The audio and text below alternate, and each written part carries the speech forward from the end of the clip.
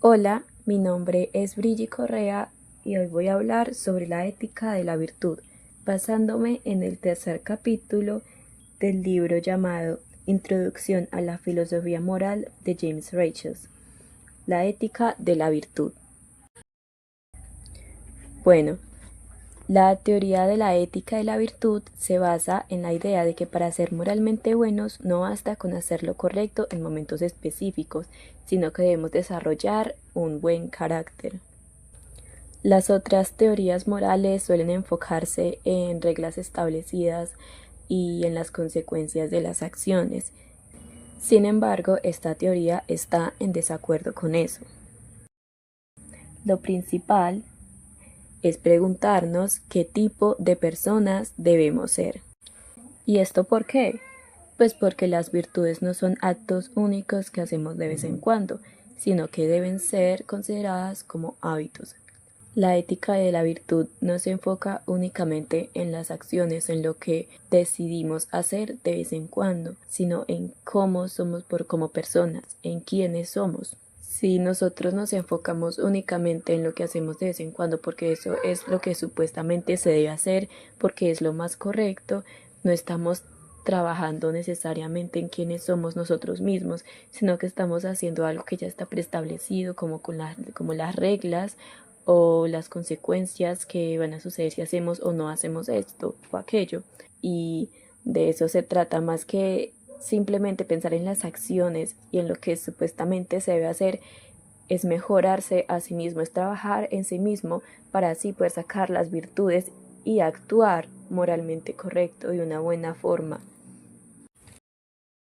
Uno de los principios claves de esta teoría es el equilibrio entre los dos extremos. Para la ética de la virtud, las virtudes son un equilibrio entre dos extremos, los cuales serían el exceso y el defecto o la deficiencia.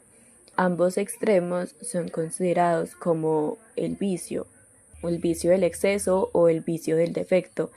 O tienes mucho o te falta mucho. Un ejemplo de esto sería con la valentía. La valentía es una virtud. Y el exceso de esta virtud, un extremo del vicio, sería la temeridad. Y el otro vicio o el otro extremo sería la cobardía. Temeridad, que sería ya arriesgarse bastante, ir más allá de lo que se debería. Y la cobardía es ya tener mucho miedo, no arriesgarse para nada, que falta mucho más de lo que deberías tener. Y entonces, el objetivo de la ética de la virtud sería encontrar este punto medio y actuar siempre de manera equilibrada, pues una buena vida es aquella que encuentra el equilibrio en sus acciones. Y ahora algunos ejemplos de virtudes. Estos serían la sinceridad, la generosidad, la valentía, la justicia y la lealtad. Y estas 5 virtudes son consideradas como universales. ¿Y esto por qué? Porque estas cualidades son importantes para todos, o sea, responden a necesidades comunes que todos los seres humanos enfrentan, sin importar la cultura o la época. Su esencia es necesaria en todas partes para que las personas vivan bien y en armonía. Todos tenemos una naturaleza humana compartida, o sea que todos enfrentamos los mismos problemas. Por ejemplo, el peligro o la necesidad de ayudar a todos. En ese caso sería muy necesaria la valentía y la generosidad, sin importar tu cultura. Igualmente la justicia. Siempre va a ser necesario buscar lo más justo para todos, ir de acuerdo a la ley. La lealtad igualmente es importante para todos, para la familia y los amigos o cualquier persona cercana. Siempre vas a necesitar lealtad a alguien, o para tu jefe, tu trabajo, para algún compañero. Siempre va a ser necesaria sin importar a qué cultura pertenezcas, al igual que la sinceridad, pues esta nos permite formar relaciones sólidas. No puedes estar mintiendo todo el tiempo y pretender pues que tus relaciones van a funcionar. Siempre va a ser necesaria la sinceridad, sin importar dónde te encuentres. Por eso estas 5 virtudes son muy necesarias, muy importantes para la sociedad, para nosotros como personas, y son consideradas universales. Además de esto, la ética de la virtud equilibra la parcialidad e imparcialidad. ¿A qué me refiero? Esta teoría Reconoce que es correcto ser parcial con amigos y familiares en algunas circunstancias, pues estas relaciones requieren mayor compromiso emocional y moral. Por el contrario, en otras situaciones, cuando aplicamos la justicia, por ejemplo, o ayudamos a personas fuera de nuestro círculo, se debe ser imparcial.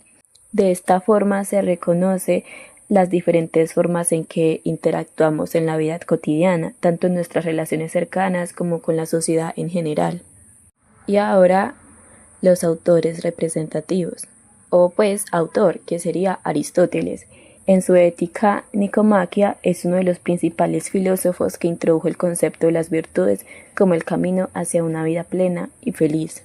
Pues para él una persona virtuosa que trabaja en sí misma, que actúa a partir de estas virtudes, encuentra el camino hacia la felicidad y a una vida mucho más plena. Así, él trabajó todo este concepto de las virtudes y de la ética de la virtud. Por otro lado, está Elisabeth Anscombe, que recuperó esta teoría en la filosofía moderna, criticando las teorías que solo se enfocan en seguir reglas o maximizar beneficios, o sea, pensar en las consecuencias. Para ella, lo importante es el carácter moral, ya que una persona virtuosa actuará bien de manera natural, sin depender solo de normas externas. Como se ha dicho, no a pensar en cómo actuar dependiendo de ciertas circunstancias, no, sino que ya es un comportamiento arraigado, ya es algo que tienes en ti mismo. Si eres buena persona, actúas de buena forma, sin pensar en qué va a suceder si haces esto o lo otro. Y ahora, con un ejemplo de la ética de la virtud, usaremos a Juan.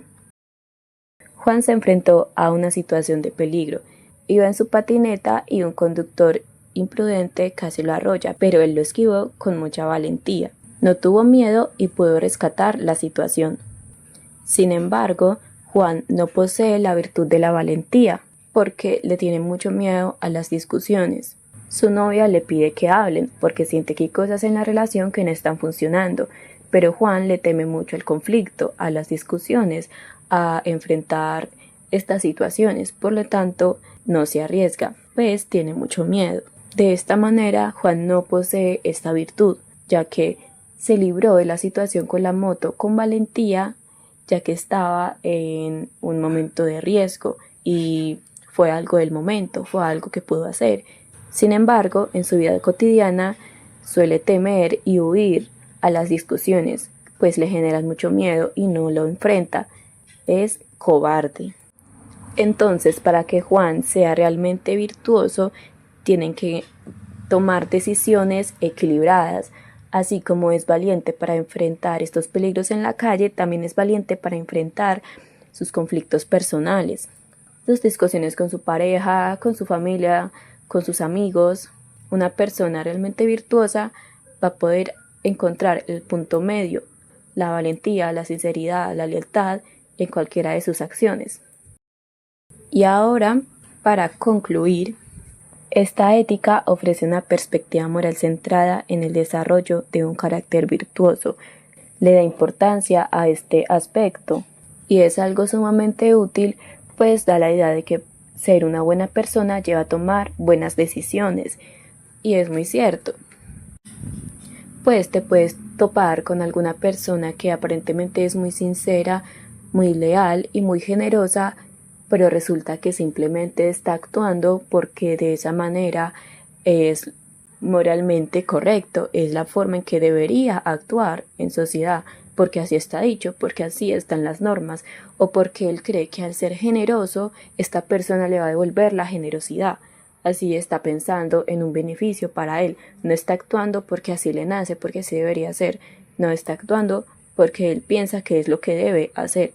Al enfocarnos en desarrollar un buen carácter, un carácter virtuoso, en cultivar estas virtudes, vamos a lograr ser buenas personas y de esa manera tomaremos buenas decisiones, sabremos qué es lo que debemos hacer porque así ya está en nosotros, es algo natural, no tenemos que fingir ni pensar específicamente en las acciones o en qué recibiremos a cambio o que tengo que hacer esto porque así lo dice la moral, las reglas invisibles.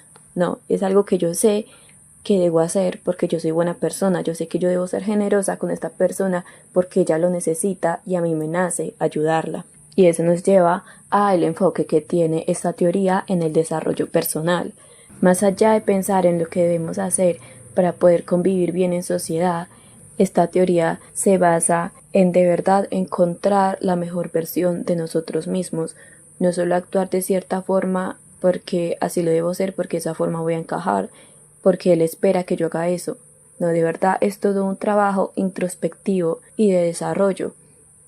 Y de esa manera, como lo dice Aristóteles, se puede encontrar la felicidad o una vida plena, porque voy a estar conforme conmigo mismo, con quien soy, voy a encontrar buenas virtudes, un buen carácter que me ayudará a llevar bien todas mis relaciones y mi vida en la comunidad. No voy a estar pretendiendo ser alguien que no soy solo porque esa es la forma en la que debo actuar. Con la teoría de la virtud, hacemos lo que hacemos porque así somos buenas personas, porque eso es lo que está en nuestro ser, esas son las virtudes que hemos cultivado. El foco no está tanto en las reglas externas o en las consecuencias de las acciones, sino en el desarrollo interno de la persona, y eso es algo muy importante.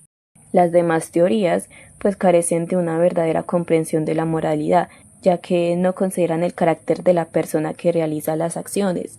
Si alguien es sincero, eso es lo que importa, pero no es quién es esa persona, cómo es esa persona, cómo más actúa en su círculo, en demás situaciones. Para las demás teorías solo es importante lo que esta persona está haciendo conmigo, la acción que va a hacer o que hizo, no cómo es en general, como persona, cómo es su carácter. Por eso esta teoría de la ética me parece muy interesante. Es bueno plantearse y pensar, reflexionar sobre las virtudes para así accionar, no simplemente pensar en las reglas o en las consecuencias de lo que haré. Y bueno, eso sería todo. Muchas gracias por su atención.